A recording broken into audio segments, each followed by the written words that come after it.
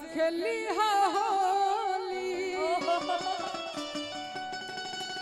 ये भैया कहेंगे खूबे मिजाज में एकदम जानू नहीं उहे लिबाज में लिबाज ना हमरा से यही तो खेली भोजपुरी होली। यही तो हमनी के समझे न पानी आज तक लिबास सुनत रही जबकि होला लिबास लिबाज लिबास लिबाज होता है कि लिबाज लिबास यही न कहनी कि हमने भोजपुरी वाला कि जब समझ न पाइला। प्यार करे के आदिति ना रहे आदिति तब कि जानू है मिजाज में कि हमरा से खेली होली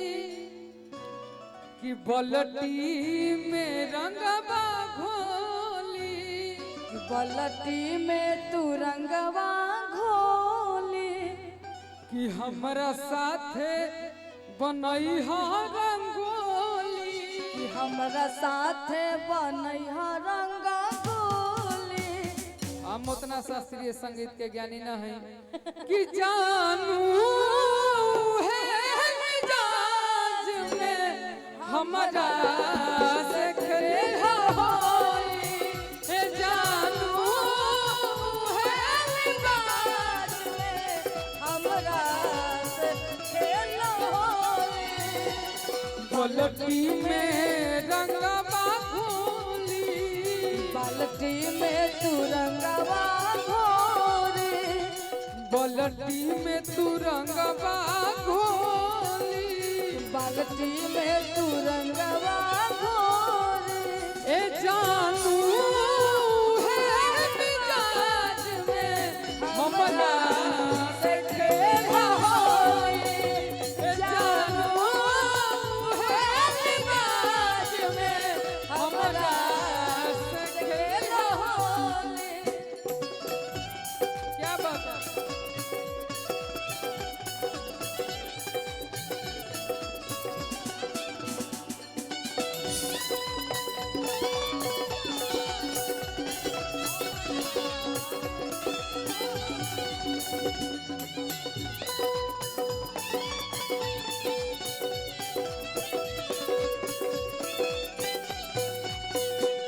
बरसों के प्यास बुझी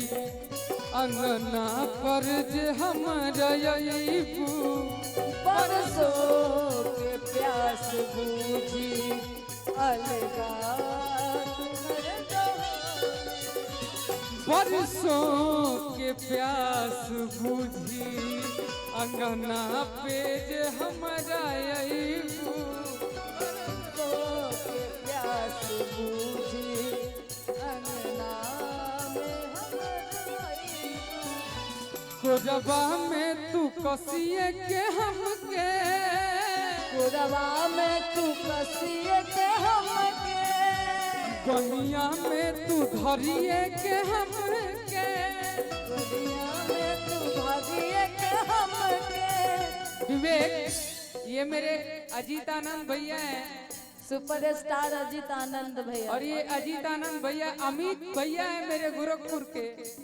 विपिन चाचा और अजीत भैया जब है तब यही कह सकते हैं लुलिया मंगली लुलिया का मंगली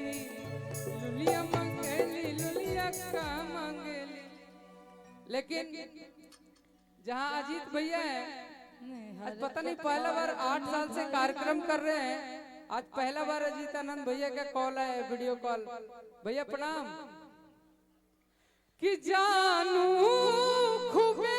मिजाज में हमरा से खेली होली। जानू खूबे मिजाज में हमरा से खेली होली बलटी में तू रंगवा के घोली बलटी में तू रंगवा के घोली बलटी में तू रंगवा के घोली बलटी में तू रंगवा के घोली संगे हमरे बनई हा रंगो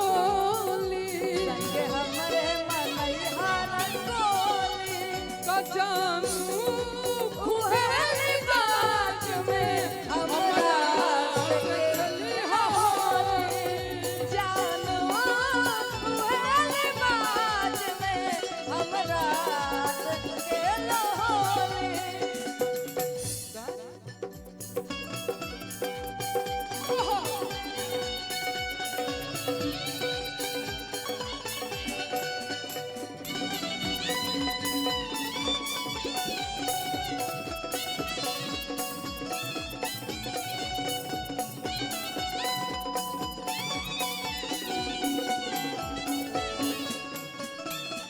भैया संग दिल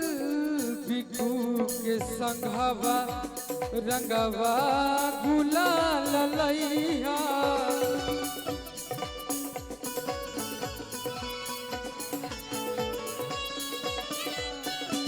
संग दिल बिकू के संघवा रंगवा गुलाल लैया बैठी बिकू के जारी तू छाड़ी गुहारा खैहा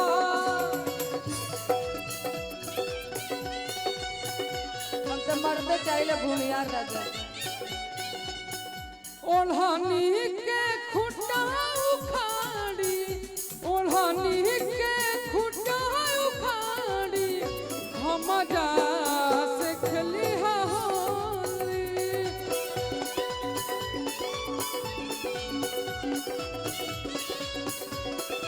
ए जानू है मिजाज में हम जा से खेली होली